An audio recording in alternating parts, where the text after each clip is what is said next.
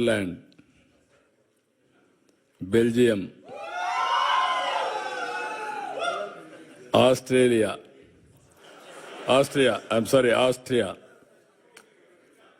No. లేకపోతే చాలా కొరతగా ఉంటుంది. నేను అదే అన్నాను. ఇప్పుడు ప్రపంచంలో ఎన్ని దేశాలు ఉన్నాయో అన్ని దేశాల్లో తెలుగు ఫుట్ ప్రింట్ ఉండాలి. అన్ని దేశాల్లో తెలుగు వాళ్ళు ఉంటారు, ఇండియన్స్ ఉంటారు. అది సాధ్యం. ముందు ఆ విశ్వాసం మీకు వస్తే ఇది ఎట్టి పరిస్థితుల్లో కూడా జయప్రదం అవుతుంది. ఇప్పుడే మన వాళ్ళందరూ మాట్లాడినట్టు నా జీవితంలో ఇన్ని దేశాల్లో మీరు ఉన్నారని కూడా ఊహించలేదు. నేను మీరు వెళ్తారని కూడా ఊహించలేదు. చెప్పాను చాలాసార్లు, ఎప్పుడు మాట్లాడినా చెప్తూనే ఉంటాను. కానీ దాన్ని అందిపుచ్చుకొని మీరు ఇన్ని దేశాలకు పోతే ఫస్ట్ టైం నేను జైల్లో ఉన్నప్పుడు ఎక్కడెక్కడి నుంచో మీరు డెమాన్స్ట్రేషన్లు చేస్తూ ఉంటే ఇన్ని దేశాల్లో తెలుగు వాళ్ళు ఉన్నారా అని నాకే ఆశ్చర్యం కలిగే పరిస్థితి వచ్చింది. అది 1-2 రోజులు చేయాలా మీరు? నేను జైల్లో ఉన్న 53 రోజులు నిరంతరం మీరు ఉద్యమాలు చేశారు. దీనికి నా జీవితాంతం నేను అనుకున్నాను. కొంతమంది చనిపోయినా గుర్తుంటారు, కానీ నేను బ్రతుకున్నగానే గుర్తుపెట్టుకున్నారంటే నా జీవితంలో మర్చిపోలేను. అక్కడి నుంచి ఎన్నికలు వచ్చాయి. ఎన్నికల్లో కూడా చాలా సమర్థవంతంగా మేము ఆలోచించాం. రాష్ట్ర భవిష్యత్తు ఒక పక్క, రాజకీయాల్లో ఉండదగ్గ వ్యక్తి కాని వ్యక్తి ఆ రాష్ట్రంలో ముఖ్యమంత్రిగా ఉంటే ఏం జరిగిందో మనం చూసాం. అందుకని అందరం కలవాలనుకున్నాం. తెలుగుదేశం, జనసేన, బీజేపీ 3 పార్టీలు కలిసి పోటీ చేశాం. పోటీ చేస్తే నాకే ఆశ్చర్యం వేస్తుంది. ప్రపంచంలో ఎక్కడెక్కడి నుంచో వచ్చారు మీరు, నెలల తరబడి అక్కడే ఉన్నారు. ఒక్కొక్కరు మీకు ఎంత శక్తి ఉంటే అంత డబ్బులు ఖర్చు పెట్టి ఎన్నికల్లో గెలిపించారంటే ఇది మా జీవితంలో ఎప్పుడూ మర్చిపోలేని సంఘటన. ఇది అప్పుడప్పుడు చరిత్రలో అనుకుంటాం, కానీ ఇంత స్ఫూర్తిదాయకమైనటువంటి జాతి ఉండడం, నేను ఆ జాతిలో పుట్టడం నా అదృష్టంగా భావిస్తున్నా. అందుకే మళ్ళీ చెప్తున్నా, మళ్ళీ జన్మ అనేది ఉంటే మళ్ళా తెలుగు జాతిలోనే పుట్టాలని చెప్పి భగవంతుని కోరుకుంటున్నా. ఇంకొక విషయం మీరు చూస్తే,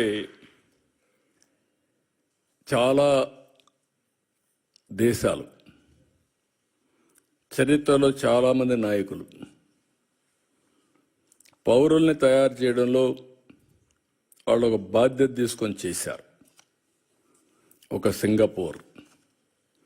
సింగపూర్ని ఒక ఫిషర్మెన్ విలేజ్ని ఈరోజు మోస్ట్ లివబులే కాకుండా మోస్ట్ అడ్వాన్స్డ్ దేశంగా తయారు చేశారు. ఒక పబ్లిక్ పాలసీలో ఆనాటి పాలకులు లీ కువాన్ యూ.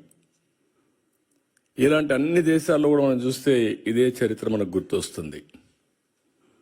చరిత్ర అంతా నేను అందుకే 95లో ముఖ్యమంత్రి అయినప్పుడు ఆలోచించాను. మన రాష్ట్రం అంతా ఆంధ్రప్రదేశ్ అంటే వ్యవసాయం, అక్కడికక్కడే వ్యవసాయం చేసుకుంటూ అదే పనుల్లో ఉండేవాళ్ళం. మీరు గుర్తుపెట్టుకోవాల్సింది, మీలో కూడా ఎందుకు నేను మాట్లాడుతున్నానంటే ఎప్పటికప్పుడు మీలో కూడా ఒక ఆలోచన విధానం రావాలి, చైతన్యవంతులు కావాలని చెప్తున్నాను. 91లో ఆర్థిక సంస్కరణలు వచ్చాయి. నేను 95లో ముఖ్యమంత్రి అయ్యాను. 93 ఆ ప్రాంతంలో ఇంటర్నెట్ రెవల్యూషన్ వచ్చింది. ఎవ్వరూ చేయని సాహసాలు నేను చేశాను. ఆ విషయం మీరు గుర్తుపెట్టుకోవాలి. మొట్టమొదటిగా 2nd జనరేషన్ రిఫార్మ్స్ నేను ప్రారంభించాను. అక్కడి నుంచి ఐటీకి ప్రాధాన్యత ఇచ్చాను. ఐటీ అంటే ఎవరికి అర్థం కానప్పుడు ఐటీని గురించి మాట్లాడమే కాకుండా ఊరూరులో పోయి చెప్పా, మీ పిల్లలకు డబ్బులు ఇవ్వడం కాదు కావాల్సింది, మీ పిల్లలు ప్రయోజకులు కావాలంటే బాగా చదివించండి, మీరిచ్చే 100 ఎకరాలు 50 ఎకరాలు కోటి రూపాయలు లెక్క కాదు, కొన్ని వేల కోట్లు సంపాదించే తెలివితేటలు వస్తాయి వీళ్ళకని చెప్పి ఆ రోజు చెప్పాను. చాలా మంది మీరు చూస్తే చరిత్రలో విలేజ్ నుంచి మండలానికో టౌన్కి వెళ్ళిపోయి పిల్లల్ని చదివించడానికి కాపురాలు పెట్టారు. అంటే నా మాట మీద నమ్మారు. నమ్మిన వాళ్ళందరూ బెనిఫిట్ అయ్యారు, నమ్మని వాళ్ళు మళ్ళీ కొంచెం నష్టపోయారు. అది వేరే విషయం. చరిత్రలో అందరూ నమ్మలేరు. అదే మరి హైదరాబాద్ని డెవలప్ చేస్తామంటే నేను చెప్పా ఏం జరగబోతుందో హైదరాబాద్లో అని. తెలివైన వాళ్ళు, ముందుండేవాళ్ళు పెట్టుబడులు, అది కూడా చెప్పాను. మీరు కూడా భూమి అమ్మద్దండి అని కూడా చెప్పేవాడిని. ఇప్పుడు అమ్మేస్తే మళ్ళీ విలువ పెరుగుతుంది, అప్పుడు బాధపడతారు, ఏదో అవసరం కొద్దికే ఇచ్చేయమని చెప్పాను. ఈరోజు హైదరాబాద్ వల్ల తెలంగాణ రాష్ట్రానికి దేశంలో నెంబర్ 1 పర్ క్యాపిటల్ ఇన్కమ్ వచ్చిందంటే ఆ రోజు నేను వేసిన ఫౌండేషనే దానికి కారణం. నేను ఎవ్రీడే మీకు చెప్పేవాడిని. ఫస్ట్ డేస్లో బిగినింగ్లో మీరంతా కూడా ఉద్యోగాలు చేస్తూ ఉంటే అప్పుడంతా కూడా పెద్ద ఉద్యోగాలు లేవు, మీరు గుర్తుపెట్టుకోవాలి. అప్పుడంతా కూడా జాబ్ వర్క్. అమెరికాలో డాక్టర్లు డే టైం పనిచేస్తారు, ఆ స్క్రిప్ట్లంతా ఇండియాకి పంపిస్తారు, అవన్నీ టైప్ చేసి మళ్ళీ అప్డేట్ చేస్తే మార్నింగ్ డాక్టర్ వస్తారని అది చూసుకొని నెక్స్ట్ ముందుకు పోతాడు. అది బిగినింగ్లో మనం చేసింది. కొన్నిసార్లు ఆ పనులు కూడా మన వాళ్లకు ఆ ప్రొనౌన్సియేషన్ తెలియకుండా ఇబ్బంది పడితే లండన్ నుంచి ఇంగ్లీష్ లెక్చరర్ని తీసుకొచ్చి మీకు అప్పట్లోనే ట్రైనింగ్ ఇప్పించా. అంటే ఇంగ్లీష్ కొంతమంది ఆ ప్రొనౌన్సియేషన్లో ఇబ్బంది పడుతున్నారని అక్కడి నుంచి ప్రారంభించాం. నేను ఎవ్రీడే చెప్పేవాడిని, మీరు ఉద్యోగం చేయడం కాదు, మీరు ఉద్యోగాలు ఇచ్చే స్థాయికి ఎదగాలి, జాబ్ సీకర్ కాదు జాబ్ ప్రొవైడర్గా తయారు కావాలని ఎప్పుడు చెప్పేవాడిని. అంటే ఆంటర్ప్రెన్యూర్స్ కావాలని నేను చెప్పడమే కాదు, ఒక 40-50 మంది ఆంటర్ప్రెన్యూర్స్ని నాతో తీసుకెళ్ళి ప్రపంచం మొత్తం వాళ్ళకు చూపించి రౌండ్ టేబుల్ కాన్ఫరెన్స్లు పెట్టేవాడిని. ఆ దేశంలో ఉండే ఆంటర్ప్రెన్యూర్స్ని పిలిపించి వాళ్ళకు నెట్వర్క్ చేసి ఎంఓయూలు కానీ లేకపోతే అనేక విధాలుగా అనుసంధానం చేస్తే ఈరోజు నేను గర్వంగా చెప్పగలుగుతున్నా, 2nd జనరేషన్ ఆంటర్ప్రెన్యూర్స్, దానికి చిరునామా తెలుగు రాష్ట్రాలంటే ఆ రోజు చేసిన ఫౌండేషనే. ఇప్పుడే మా ఆడబిడ్డ చెప్తా ఉంది, ఆ రోజు చదువుకోవాలంటే ఆడపిల్లలు చదివించేవాళ్ళు కాదు తల్లిదండ్రులు. నేను ఎవ్రీడే సవాలుగా తీసుకొని చెప్పేవాడిని, మగపిల్లవాడైనా ఆడపిల్ల అయినా బాగా చదివించండి, మీకు ఇది ఒక పెద్ద ఆస్తి, వివక్షత చూపించద్దని ఎవ్రీడే చెప్పేవాడిని. చెప్పడం కాదు, నేను ఒక పాలసీ తీసుకొచ్చాను. కాలేజ్ సీట్లలో ఉద్యోగాల్లో 33% ఆడబిడ్డలకు రిజర్వేషన్లు పెట్టాను. మొత్తం అప్పుడు పెడితే చాలామంది నన్ను అడిగారు, 33% పెట్టారు. ఇప్పుడు వాళ్ళు 60% వస్తారు, మెరిట్లో కూడా కొన్ని వస్తాయి. మీకు 40 వస్తాయి మగవాళ్ళు అంటే బ్యాక్లాగ్ ఉందిలే, అదన్నీ ఫిలప్ కావాలి, ఆ తర్వాత చూద్దాం మీ కథ అని చెప్పి చేశాను. అదే మాదిరిగా రాత్రుల్లో కూడా ఆడబిడ్డలు పనిచేయగలుగుతారని నిరూపించి ఐటీ దీనికి 24/7 కింద పెట్టి ప్రత్యేకంగా సెక్యూరిటీ కూడా పెట్టి మీకు పని చేయించాం. ఇప్పుడు ఏ ఐటీ కంపెనీకి పోయినా నేను అప్పుడప్పుడు కంపేర్ చేస్తూ ఉంటాను, మీలో కూడా ఉంటారు.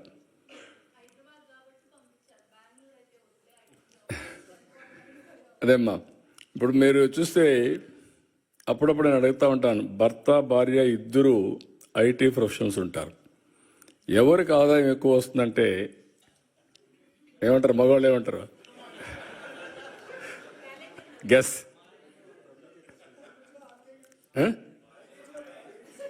అని కూడా కాదు,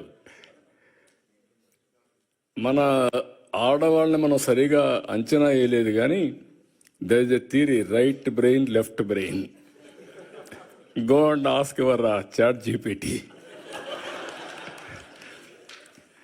Ladies are more intelligent than men. It is established. Fact. మనం నమ్మినా నమ్మకపోయినా అది వాస్తవం.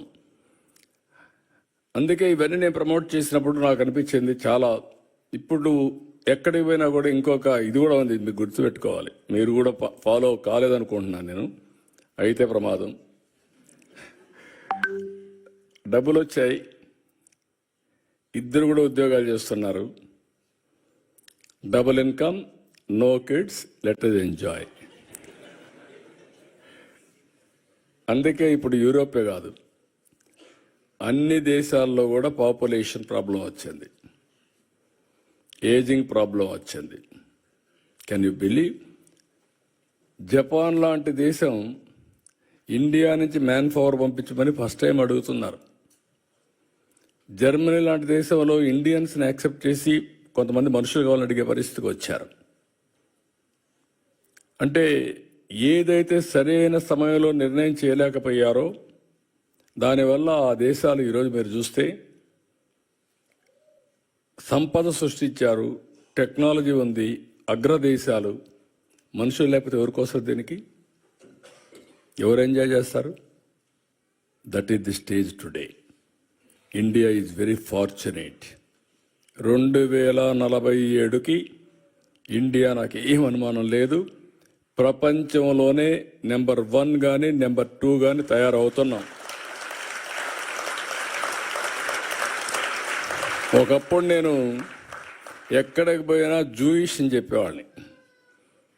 జూయిష్ ఉన్నారు, ఈ ఊర్లో ఒకరు ఉంటారు, లేకపోతే ఇద్దరు ఉంటారు, ఊరంతా వాళ్లే కంట్రోల్ చేస్తూ ఉంటారు. దానికి కారణం రాజకీయ విరాళాలు ఇస్తారు, లేకుంటే చారిటీ చేస్తారు, అందువల్ల వాళ్ళకి మంచి పేరుంది. మీరు ఎప్పుడైనా ఒక రోజున వాళ్ళని క్రాస్ చేయాలని చెప్పేవాడిని. ఇప్పుడు ఐఎమ్ ప్రౌడ్ టు సే, ప్రపంచం మొత్తం పర్ క్యాపిటా ఇన్కంలో జూయిష్ కంటే ఎక్కువ ఇండియన్స్కి వస్తూ ఉంది. అందులో తెలుగు వాళ్ళు అగ్రస్థానంలో ఉన్నారు. ఇంకా వెల్త్ క్రియేషన్లో ఇంకా ముందుకు పోవాలి, అది కూడా అవుతాం, నాకేం డౌట్ లేదు దాంట్లో. ఎందుకంటే జూయిష్ పాపులేషన్ అంతా 1,20,00,000, ఇండియా పాపులేషన్ 145 కోట్లు ఇప్పటికి, తెలుగు వాళ్ళ పాపులేషన్ 10 కోట్లు. తెలుగు వాళ్ళు ఒక 3-4 కోట్లు ప్రపంచం అంతా వెళ్ళిపోతే ఒక 2 కోట్లు, ఇంకా మీరు ప్రపంచాన్ని అంతా మీరే దున్నేస్తారు, నాకేం అనుమానం లేదు. ఇప్పుడే అంటున్నాడు రామ్మోహన్ నాయుడు, మీరు తిరిగి వచ్చేయండి అని. అదే మరి లోకేష్ గారు అన్నారు, మీరు వచ్చేసి డెవలప్ చేయాలని. నేను రమ్మనడం లేదు మిమ్మల్ని, మిమ్మల్ని ఇక్కడే ఉండమంటున్నా, ఇంకా ఎక్స్పాండ్ కావాలని కోరుకుంటున్నా. నా విజన్కు వాళ్ళ విజన్కు అదే వ్యత్యాసం. నేను అనేది ఏంటంటే గ్లోబల్ లీడర్స్ కావాలనుకున్నా. ముందు global citizens, global leaders. Distance is not the criteria.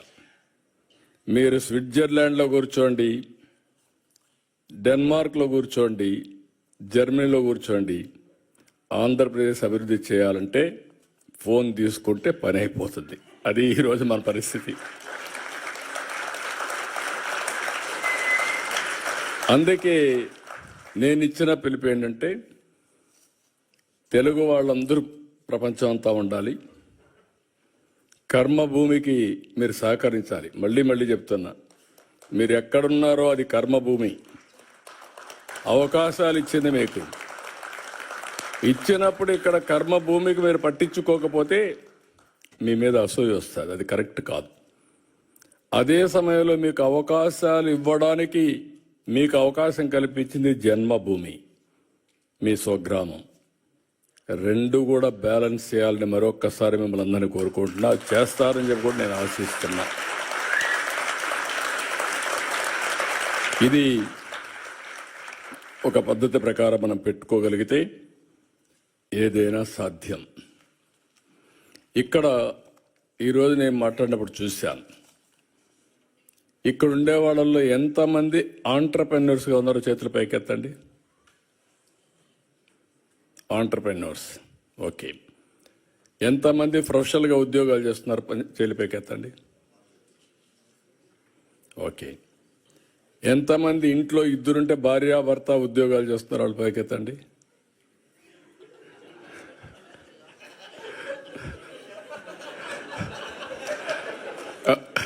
వాస్తవమే, భార్యాభర్త ఇద్దరు ఉద్యోగాలు చేస్తున్నారు.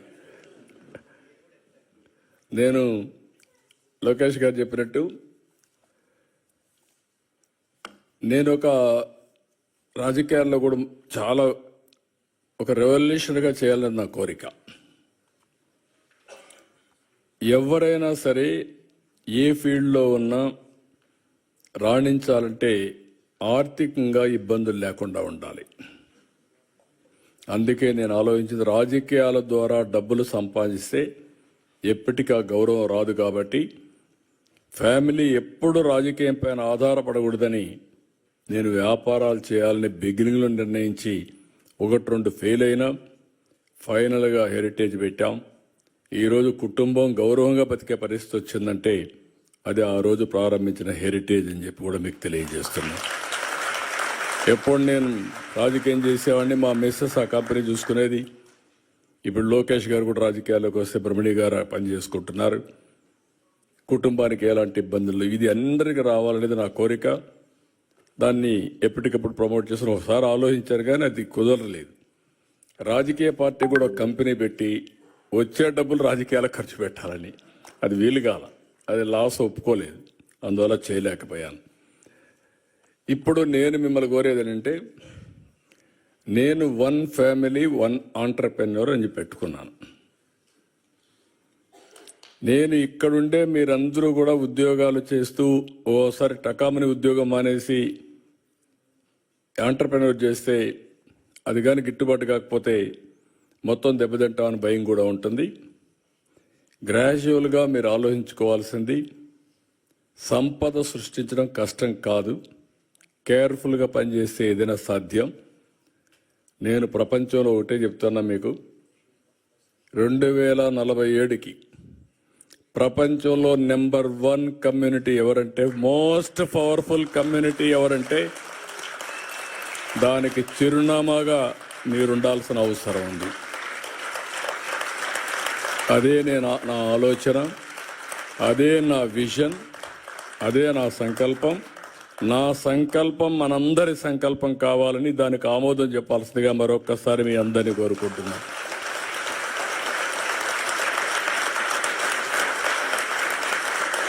ఒక వ్యవసాయం చేసే కుటుంబం నుంచి వచ్చాం. ఏమీ లేకుండా కూలి చేసుకునే కుటుంబాల నుంచి వచ్చాం. ఈరోజు ప్రపంచం ఎక్కడ పోయినా అక్కడ రాణించే పరిస్థితికి వచ్చాం. ఈ స్థాయి నుంచి ఇంకొక స్థాయికి పోవడం పెద్ద కష్టం కాదు, ఇది మీరు దృష్టిలో పెట్టుకోండి. అదే సమయంలో నేను దీని నెట్వర్కింగ్ కూడా ఐఎమ్ వెరీ హ్యాపీ. ఇప్పుడు కొన్ని ఎగ్జాంపుల్స్ కూడా మన వాళ్ళు చెప్పారు. నేను ఆ రోజు చూశాను, మీ బలం చూశాను. ఉక్రెయిన్ వార్ డిక్లేర్ చేశారు. డిక్లేర్ చేస్తే ఏం చేయాలని ఆలోచించాం. గవర్నమెంట్ పట్టించుకోవడం లేదు, కేంద్రం చేయాల్సిన పనులు చేస్తున్నారు. తెలుగు వాళ్ళు చాలా ఎంటర్ప్రైజింగ్ కమ్యూనిటీ, ఎక్కడ అవకాశాలు ఉన్నాయంటే అక్కడికి వచ్చేస్తారు. యుక్రెయిన్లో MBBS సీట్లు చాలా కాస్ట్ ఎఫెక్టివ్, మెజారిటీ ఇక్కడికి వచ్చేసారు. ఒకరిని చూసి వచ్చేసారు. ఆ రోజు చూస్తే చాలా భయంకరమైన సిచ్యువేషన్. అప్పుడు నేను పిలిపించాను, రవి ఇక్కడ, NRT రవి ఇక్కడే ఉన్నాడు, ఆయన్ని పిలిపించి అందరితో మాట్లాడి మా దగ్గరుండే నెంబర్లన్నీ తీసుకొని ఒక మెసేజ్ ఇచ్చాం. టోటల్ యూరోప్లో ఉండే వాళ్ళందరూ వచ్చి సొంత డబ్బులు ఖర్చు పెట్టుకొని మన వాళ్ళందరినీ తిరిగి ఇండియాకు పంపించే వరకు పనిచేశారంటే అది తెలుగు జాతి స్ఫూర్తి, మీ కమిట్మెంట్. అది నేను ఒక పైలట్ ఒక మాట చెబితే బ్రహ్మాండంగా చేశారు. కానీ ఒకసారి మోటివేట్ చేస్తాం కానీ, ఇన్స్పిరేషన్ ఇస్తాం కానీ, చేసేవాళ్ళు కూడా ఉండాలి. అంటే మీకు ఒక సామాజిక స్పృహ కాకుండా మళ్ళీ ఎక్కడి నుంచి వచ్చారో ఆ రూట్స్ మర్చిపోకుండా గుర్తుపెట్టుకున్నారంటే చాలామంది మర్చిపోతాం. మీలో కూడా ఒకరిద్దరు ఉంటారు, నాకేంటి, నాకేమొచ్చింది, ఎవరేం చేశారు, నేనే పైకి వచ్చాను అనుకుంటారు. కానీ నేను ఆ రోజు ఇంజనీరింగ్ కాలేజీలే ప్రారంభించకూడదు అనుకొని ఉంటాను అనుకోండి. ఏమయ్యేది? అవునా కాదా? That is the vision I have given. దానికి నేను మీ ఫైల్స్ మోసకపోయాను. మీరు గుర్తుపెట్టుకోవాలి. అంటే ఒక్కొక్క ఇంజనీరింగ్ కాలేజ్ ఫైల్ తీసుకొని, ఒక మెడికల్ కాలేజ్ ఫైల్ తీసుకొని, నాకేం అవసరం లేదు ఢిల్లీలో. వాళ్ళ దగ్గరికి పోయి వాళ్ళకు భోజనం పెట్టి డిన్నర్లు ఇచ్చి అడుక్కొని మీరు మాకు ఇవ్వండి ఇవి అని చెప్పాను. ఎందుకంటే ఫ్యూచర్ చూశాను కాబట్టి ఆ రోజు మీకు చేశాను అవన్నీ. రెండోది, మీరు చూస్తే ముఖ్యమంత్రులు అంటే పెత్తందారులుగా ఉంటాం. నేను బిల్ గేట్స్ని కలవాలా. నేను ఫోన్ చేసి అడిగాను అంబాసిడర్ని, chief minister, I want to meet him అని. ఆయన ఎవరిని కలవడం లేదండి, మిమ్మల్ని కూడా కలవడు, రాజకీయ నాయకులతో నాకేం పని లేదంటున్నాడు అన్నారు. లేదు, నాకు పని ఉంది ఆయనతో, ఒక 10 నిమిషాలు ఇమ్మనండి అన్న. సరే, అవసరమైతే మీరు రండి, కాక్టైల్ పార్టీ ఉంది, అందులో జాయిన్ కామన్నారు. నేను వచ్చి కాక్టైల్ పార్టీకి వచ్చి నెక్స్ట్ డే పేపర్లో హెడ్లైన్స్ వేసి ఈయన కూడా పార్టీలో చేరిపోయాడని. కరెక్ట్ కాదండి, ఓన్లీ 5-10 మినిట్స్ కావాలని చెప్పి అడిగాను, ఇచ్చాడు. దానికి 3 రోజులు ప్రిపేర్ అయ్యాను. ప్రిపేర్ అయ్యి విజన్ డాక్యుమెంట్ విజన్ చేసి ఒకటే మాట చెప్పాను నేను ఆయనకి. నా దగ్గర కూర్చున్నాడు ఇదే మరిగా. 5 మినిట్స్ అన్నారు. నేను స్టార్ట్ చేస్తే ఆయన ఇంకేమీ అబ్జెక్షన్ చేయలేదు. 45 మినిట్స్ వి స్పెంట్. అప్పుడు నేను విజన్ ఇచ్చాను, what is India, what is the strength of India in technology అని. ఈ ఎంటైర్ అగ్రీడ్ విత్ మీ. నేనేం చేయాలి మీకు అన్నాడు. మీరు ఏమీ చేయక్కర్లేదు, మీ మైక్రోసాఫ్ట్ కంపెనీ హైదరాబాద్లో పెట్టమని అడిగా ఆ రోజు. అప్పట్లో ఎవరు అడగరు, ఓన్లీ సియాటల్లో ఉంది. ఎందుకంటే మైక్రోసాఫ్ట్ వస్తే ప్రపంచం అంతా అనుకుంటారు హైదరాబాద్లో ఏమీ లేకపోతే వచ్చాడు, మైక్రోసాఫ్ట్ పెట్టాడని చెప్పి అన్ని కంపెనీలు వస్తాయి. ఫ్లాగ్షిప్ కంపెనీ అని చెప్పి ప్రయత్నం చేశాను, జయప్రదమయ్యాను.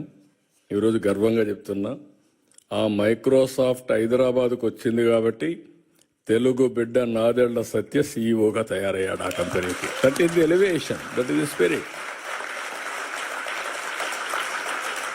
ఇది ఒక్కొక్కరికి కోరికలు పుడతా ఉంటాయి. నేను ఇంజనీరింగ్ కాలేజీలు కడితే ఎవ్రీ రెవెన్యూ డివిజన్లో ఆ engineering college building biggest building. అది చూసి నేను కూడా ఈ కాలేజీలో చదువుకోవాలని చదువుకున్న వాడి మీలో కూడా చాలామంది ఉంటారు. అలాంటి స్ఫూర్తిదాయకమైన కాలేజీలు మనం కట్టాము, అన్ని లాభాలు వచ్చాయి. ఇప్పుడు నేను మిమ్మల్ని కోరేది ఏంటంటే, ఇక్కడి నుంచి నెక్స్ట్ స్టెప్కు మనం వెళ్దాం. ఇప్పుడే లోకేష్ గారు చెప్పినట్టు overseas man power company Andhra Pradesh, Sita శర్మని ఒక అమ్మాయిని తీసుకొచ్చి సీఈఓగా పెట్టారు. స్ట్రెంగ్తన్ చేస్తాం. ఎన్ఆర్టీ రవి కూడా ఇక్కడే ఉన్నాడు. ఒక్కొక్క దేశంలో ఒక ఎన్ఆర్టీ మొత్తం కూడా మీరు మొబిలైజ్ చేసి లీడర్స్గా ఉన్నారు.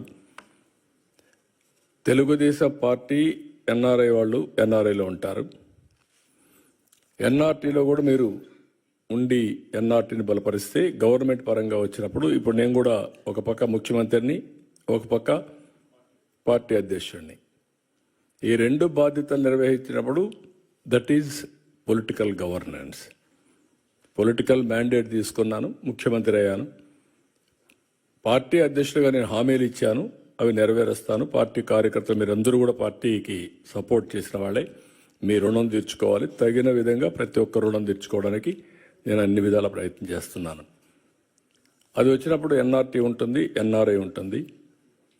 మూడోది, ఈ 2 చేసిన తర్వాత ఏ విధంగా మిమ్మల్ని ప్రమోట్ చేయాలని ప్లానింగ్ చేయాలి, ఎంపవర్ చేయడానికి. ఎప్పుడు కూడా నిరంతరం ఒక పని జరిగిందంటే ఆ పని చూసుకొని మీరు ఆనందపడిపోతే మీరు అక్కడే ఉంటారు. తూతూగా అంటే ఇన్ ది సెన్స్, ఒక అవకాశం వచ్చింది, ఉపయోగించుకున్నారు, అక్కడికే సాటిస్ఫై అయితే కరెక్ట్ కాదు. అట్లా కాకుండా మనం పవర్ఫుల్ కమ్యూనిటీ, పవర్ఫుల్ వ్యక్తులు కావాలంటే నిరంతరం ఆలోచించాలి, శ్రమ చేయాలి. నేను అందుకే రాత్రి కూడా ఒక అర్ధగంట నాకు టైం దొరికితే రామ్మోహన్ నాయుడు కూడా గట్టిగా చెప్పాను. నేను చెప్పాలని చెప్పా.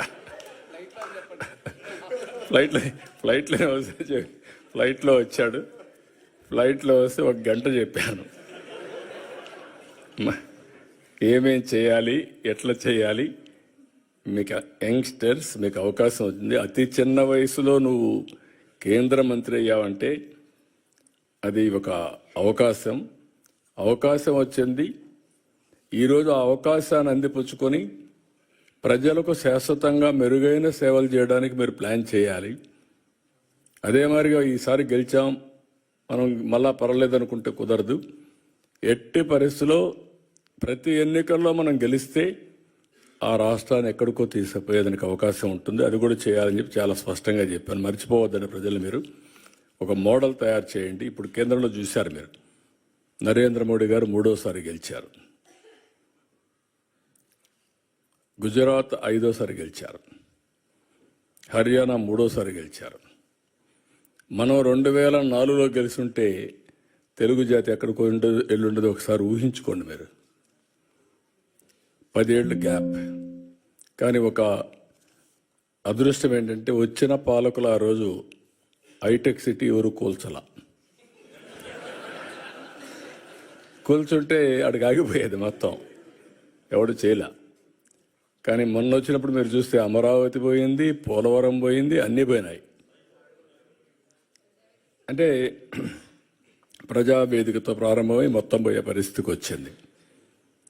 సో ఇక్కడ నేను అనేది ఏంటంటే ఇవన్నీ వచ్చినప్పుడు మనం అందరం కలిసి ఏ విధంగా దీన్ని ముందుకు తీసుకుపోవాలనో సమిష్టిగా మనం ఆలోచించుకొని ముందుకు పోవాల్సిన అవసరం ఉంది. ఇక్కడ మన వాళ్ళు సిఎక్స్ఓ క్లబ్ ఒకటి క్రియేట్ చేసి తద్వారా ఉపాధి ఏ విధంగా క్రియేట్ చేయాలో చేద్దామన్నారు. చాలా సంతోషం, మనస్ఫూర్తిగా మీకు అభినందనలు. మీకు బలం పెరగాలంటే, మీ శక్తి పెరగాలంటే మీరు ఒక్కరుంటే చాలదు, ఇంకా సఫిషియెంట్ నెంబర్ ఉండాలి. కనీసం అప్పుడు తెలుగు కల్చర్ని కాపాడుకుంటారు, మన పిల్లలు కూడా తెలుగులో మాట్లాడుకుంటారు. లేకుంటే మీ తర్వాత మీ పిల్లలు కూడా మర్చిపోయే పరిస్థితికి వస్తారు. దానికి మీరు దోహదం చేయాల్సిన అవసరం ఉంది.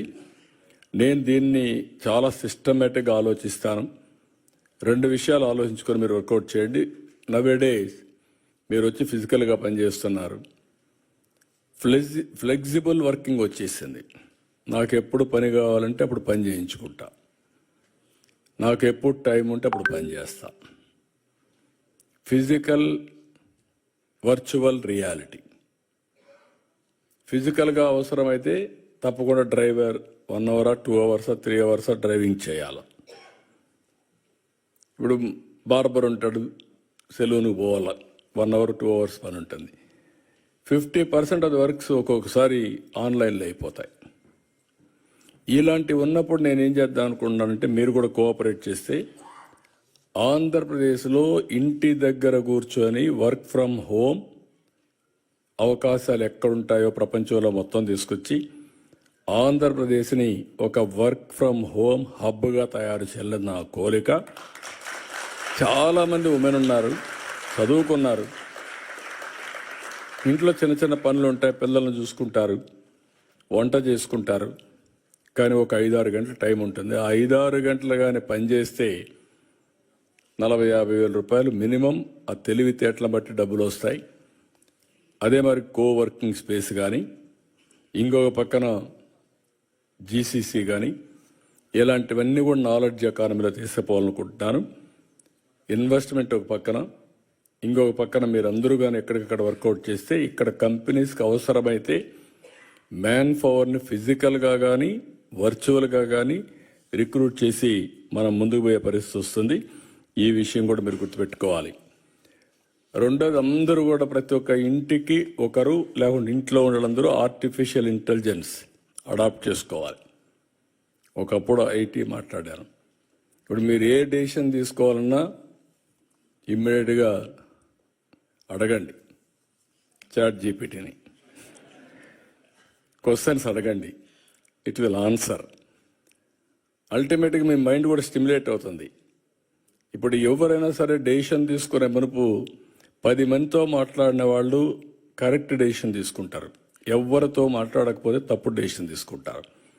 ఇప్పుడు ఆ పని 10 మందితో మాట్లాడలేని వాళ్ళందరూ చాట్ జీపీటీతో మాట్లాడితే లేకుంటే ఏఐతో మాట్లాడితే వస్తుంది. నేను కూడా ఆలోచిస్తున్నా, వీలైతే ఏఐ అనేది గవర్నమెంట్ ఆఫ్ ఇండియా కానీ ఆంధ్రప్రదేశ్ కానీ ఎట్లా చేయగలదని తెలుసు. వాళ్ళకి లంసమ్ డబ్బులు పే చేసేసి అది ఓపెన్ పెట్టేసి అందరూ కూడా అడాప్ట్ చేసుకోవడానికి అక్కడి నుంచి వర్క్ చేయడానికి వీలైతే పెడదామని కూడా ఆలోచిస్తున్నానంటే ఏఐ అనేది ఆ ప్లాట్ఫామ్స్ అన్నీ అందరికీ యాజ్ ఆన్ టుడే ఓపెన్ ఉన్నాయి, కొన్ని పేమెంట్స్ ఉన్నాయి. ఆ పేమెంట్సే గవర్నమెంట్లో కట్టేస్తే వాళ్ళ ప్లాట్ఫామ్ మనకి సోర్స్ మనకిస్తే మనం డెవలప్ చేయొచ్చని చూద్దాం అనుకుంటున్నాం. ఇది కూడా మీరు గుర్తుపెట్టుకొని ఏ విధంగా చేయాలో మీరు చేయాల్సి నేను కోరుతున్నాను. ఇంకొక పక్కన ఈరోజు నేను ఒక విజన్ డాక్యుమెంట్ తయారు చేశాను. ఆ విజన్ డాక్యుమెంట్ గురించి ఎక్కువ నేను మాట్లాడిన, ఎందుకంటే మళ్ళీ టైం లేదు కాబట్టి ఫొటోస్ కూడా కావాలి మీకు. మళ్ళీ మాకు అక్కడ ఫంక్షన్ కూడా ఉంది, దానికి ఎక్కువ టైం ఇస్తున్నాం. 2047కి స్పష్టమైన గైడ్ లైన్స్ ఇచ్చాను. ఒక 10 ప్రిన్సిపల్స్ పెట్టాను. జీరో పావర్టీ, అదే మరిగా ఉద్యోగాల కల్పన, అదే మరిగా population management, skill development, human resource development, ఇంకో పక్క వాటర్. అందుకే ఇప్పుడు కొత్తగా మీరు చూస్తే గోదావరి నుంచి బనకచెర్లకు నీళ్లు తీసుకుపోవాలనుకుంటున్నా. అది వస్తే పెద్ద గేమ్ చేంజర్గా అవుతుంది. అది కూడా వర్కౌట్ చేస్తున్నాం. ఇంకో పక్క వ్యవసాయం పైన ఎక్కువ శ్రద్ధ పెడుతున్నాం. గ్లోబల్ బెస్ట్ లాజిస్టిక్స్ హబ్గా తయారు చేయాలనుకుంటున్నాం.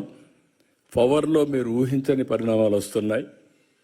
ఈరోజు మీరు చూస్తే ఇంటిపైనే కరెంటు తయారు చేసుకునే పరిస్థితికి వచ్చాం. అదే మరిగా ఈరోజు విండ్ పవర్ వచ్చింది, అదే మరి పంప్డ్ ఎనర్జీ వచ్చింది, గ్రీన్ ఎనర్జీ వచ్చింది. ఇప్పుడు ఆంధ్రప్రదేశ్కు ఒక గ్రీన్ హైడ్రోజన్ హబ్గా తయారయ్యేదానికి అవకాశాలు వచ్చాయి. దీనివల్ల కొన్ని లక్షల మందికి ఉద్యోగాలు వస్తాయి. పోర్ట్లు ఉన్నాయి కాబట్టి మన దగ్గర నుంచి మనం ఎక్స్పోర్ట్ చేసే పరిస్థితి కూడా వస్తుంది. దీనికి కూడా శ్రీకారం చుట్టి మనం ముందుకు పోతున్నాం. నేను మిమ్మల్ని అందరినీ ఇంకా ఎక్కువ టైం కాకుండా పాలసీలని తీసుకొచ్చాం, అన్నీ తీసుకొచ్చాం. ఏ విధంగా మిమ్మల్ని అందరినీ విన్ విన్ సిచ్యువేషన్లో ఆంధ్రప్రదేశ్ అభివృద్ధిలో కూడా భాగస్వాములు చేయాలని నేను కూడా ఆలోచిస్తా. ఫస్ట్ మీరంతా ఎన్ఆర్టీలో మెంబర్స్గా తయారైతే ఒక డేటాబేస్ వస్తుంది. తెలుగు అసోసియేషన్స్ డిఫరెంట్గా ఉండొచ్చు, పర్వాలేదు. కానీ ఎక్కడున్నా మీరు పుట్టినటువంటి జన్మభూమి ఆంధ్రప్రదేశ్ కాబట్టి నేను ఇంకోటి కూడా చెప్తున్నాను. నేను ఆంధ్రప్రదేశ్ గురించే మాట్లాడడం లేదు, తెలుగు బిడ్డగా మాట్లాడుతున్నా. తెలుగు జాతి కోసం పనిచేస్తా. తెలుగు వారు ఎక్కడున్నా ప్రపంచంలో వాళ్ళందరూ కూడా ఒకటే అని దీంతో పోతున్నాం. మన తెలుగు జాతి బాగా అభివృద్ధి అయితే దేశం కూడా